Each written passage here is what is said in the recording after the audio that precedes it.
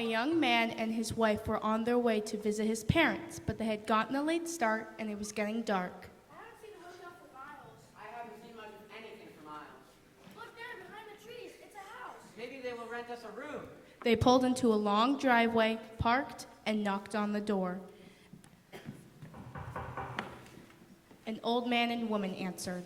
It's getting late and we can't find a hotel. We were wondering if you could possibly rent us a room. We don't rent rooms, but we'd be happy to stay as our guests. We don't want to be a bother. Oh, it's no bother. It's awfully lonely out here. We love the company. So the couple went inside.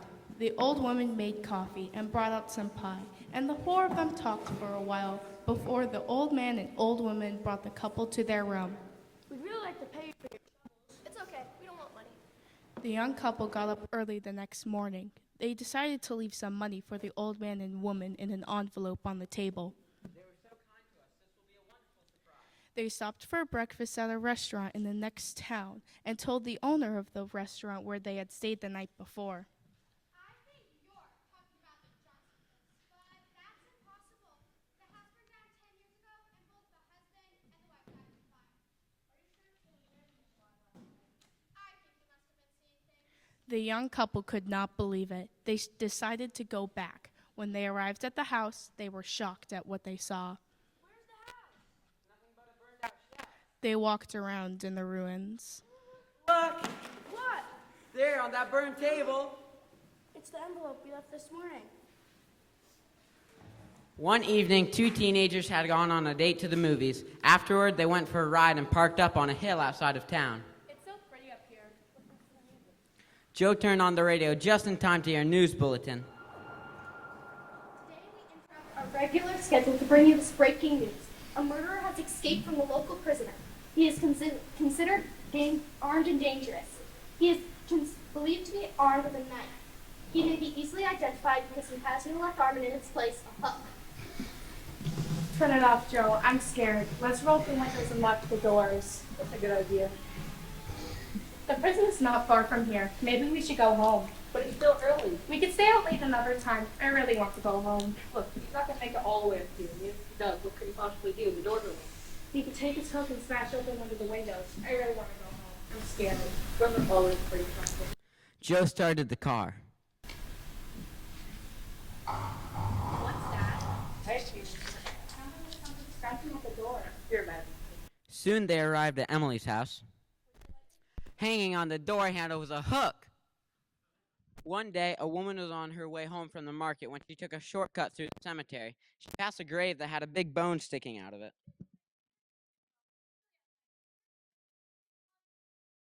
As soon as she got home, she started making the soup.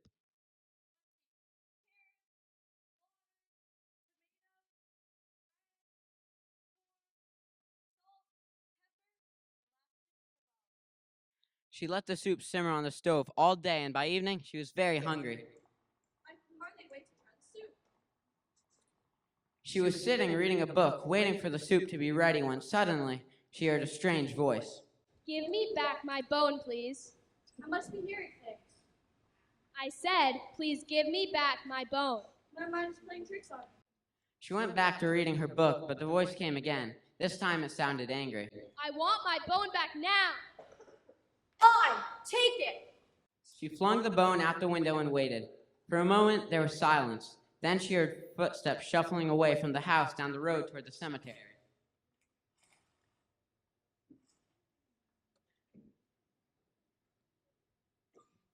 Now for my soup.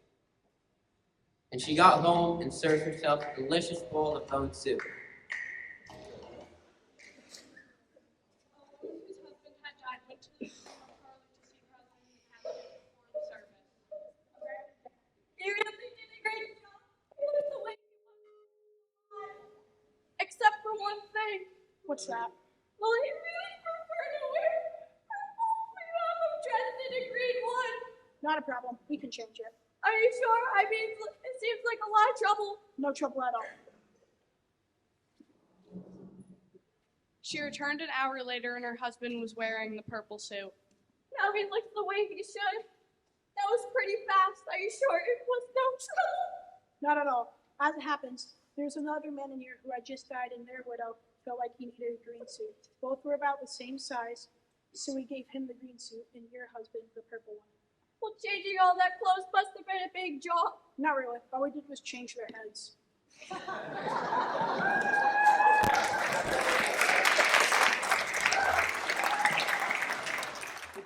A teenager named Johnny went to live with his grandfather after his parents were killed in a car crash. One morning, he wanted to go into town. Grandpa, may I borrow the pickup to go into town? Sure enough, son. Just be back by dinner. So Johnny drove into town. As he was walking down Main Street, he saw a shadowy figure up ahead. He immediately knew it was Dad. Johnny ran as fast as he could back to the truck and drove back to his grandfather's house.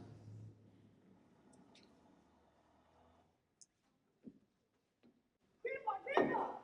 I just saw Dad just now in town. What? I'm sure it was some man. Please borrow the pickup to go into the city. You will never find me there.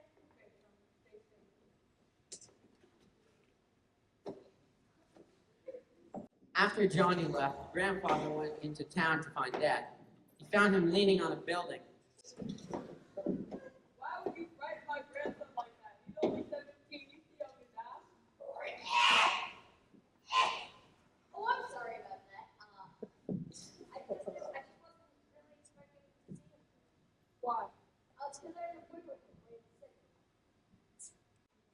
One evening, the babysitter sat in the living room with 3 children when the phone rang.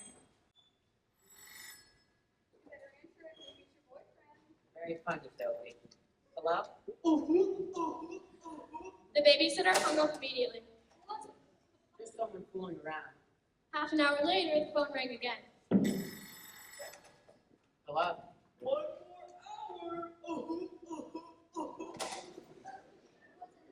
Just some guy. Just someone playing crap. Half an hour later, the phone rang again. Hello? Pretty soon now. Why are you doing this? Who's doing it? Yes, I'm going to call the operator and complain.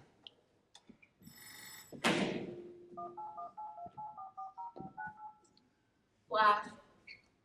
Operator, how may I help you? Yes, there's a strange number calling and he's starting to scare us. If it happens again, call back and I will trace the call. Half an hour later, the phone rang again. Hello?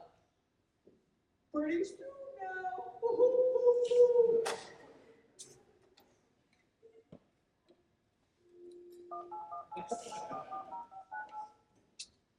He just called again. That person is calling you from a telephone inside your house. You better leave. I'll get the police. Wait, what was it? We gotta get out of here. The operator said that the call was coming from inside the house. Cloudy afternoon, William Perkins found himself walking down the street in his hometown. He couldn't remember how he had gotten there, where he had been. He didn't even know what day it was. He saw a woman walking towards him. Excuse me. Can you know what it is?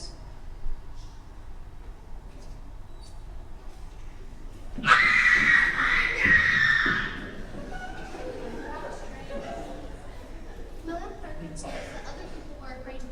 They ran across the street to avoid him and looked at him with fear in their eyes.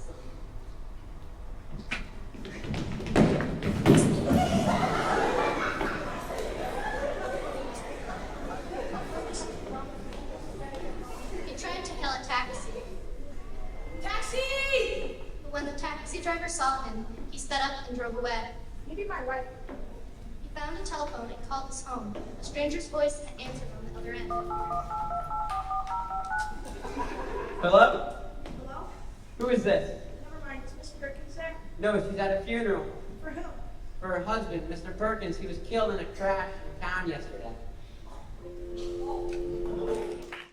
One evening, your young wife was leaving a shopping mall when she discovered that she had a flat tire. She was on the phone with AAA when a nice-looking stranger approached her.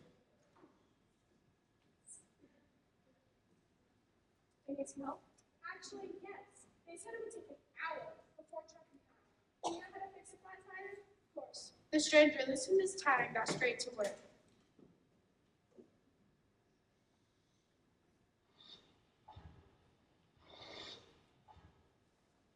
He had a tire fixed in no time. I can't thank you enough. How can I repay you? Well, I could use a ride to the other side of Just then she looked at her watch and realized she was late. Actually, I'm very sorry, but it's my daughter's birthday and my family's waiting for me. So she got in her car and drove home.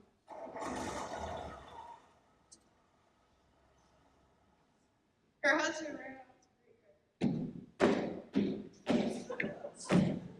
What happened? I was at the mall and I got a flat tire, but a very nice man helped me fix it. What's this? The man must have left it behind after he helped me. Let's check it for some identification. But the couple was shocked when they saw what was inside. What's all this? A rag, duct tape, body wash bag, and ice pick and chloroform? He was no helpful stranger. One night, a man went out for a walk when suddenly thunderclouds rolled in. A storm started. He looked for a place to get out of the rain, and soon he came to an old abandoned house. Hello? Is anyone there? He opened the door and went inside. I'll just stay here until the storm passes. He found some old wooden boxes and made a fire in the fireplace. It was so warm that he fell asleep.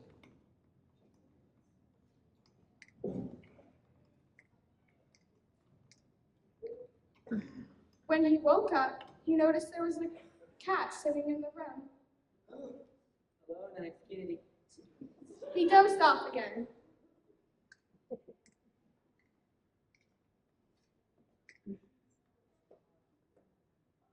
And when he opened his eyes, he saw a second cat in the room, but this one was as big as a fox.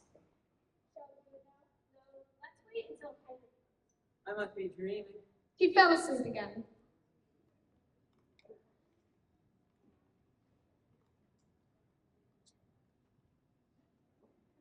And when he woke up, he noticed there was a third cat in the room. This one was as big as a lion. The old man jumped up and headed for the door.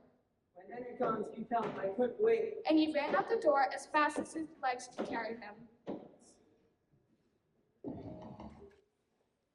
A long time ago, there was a little girl named Jane who always wore a blue ribbon around her neck. On the first day of school, the boy sitting next to her named Tommy asked her about the ribbon beneath her blonde hair. Why are you wearing a blue ribbon? A year went by and the two became friends. One day at lunch, Tommy tried to ask her about the ribbon again. Why are you always wearing that blue ribbon? Maybe I'll tell you another time. When they got into high school, Tommy asked Jane out for a date and she became his girlfriend. One night, they were driving in his car. Now will you tell me why you're wearing that blue ribbon? Maybe if we ever get married, I'll tell you. Tommy fell in love with Jane, and 10 years later, he proposed, and they got married. But she still never took off the blue ribbon. We're married now. Please tell me why you're wearing that blue ribbon. If we ever have kids, I'll tell you. A few years later, they had children. I've waited long enough. Can you please tell me why you're wearing that blue ribbon? Look, if you really love me, you'll just let it go. One day, I promise I'll tell you. So Tommy stopped asking, even though he was dying to know. They grew old together, and eventually, Jane became very sick. The doctor told Tommy that she would die soon. He sat by her bed day and night. Please, please tell my love. Why are you wearing that blue ribbon? Okay, I'll tell you. Take it off. Tommy reached for the ribbon, and with fumbling fingers, he managed to untie it. He pulled the bow loose, and her head fell off.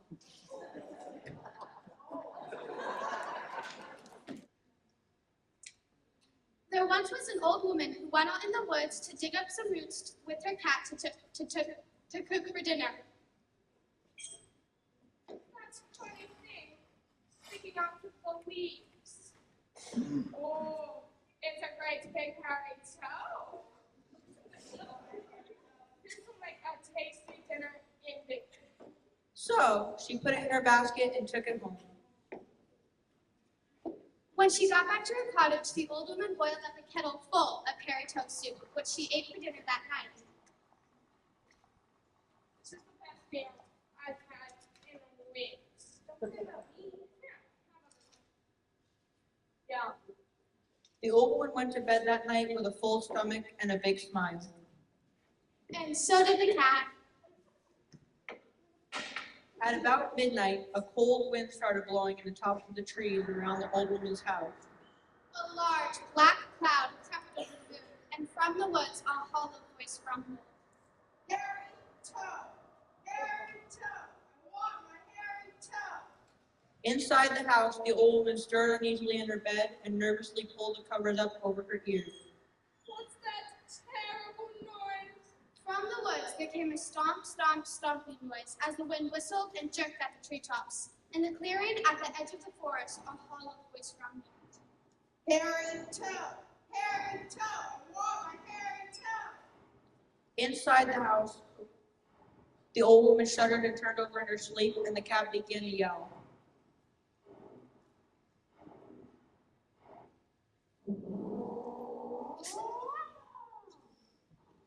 A stomp, stomp, stomping sound came from the garden path outside the cottage. Again the voice howled. Hairy toe, I want my hairy toe. Inside the house. Inside the house, the old woman snapped awake. Her whole body shook with fright as she listened to the angry howling in her garden.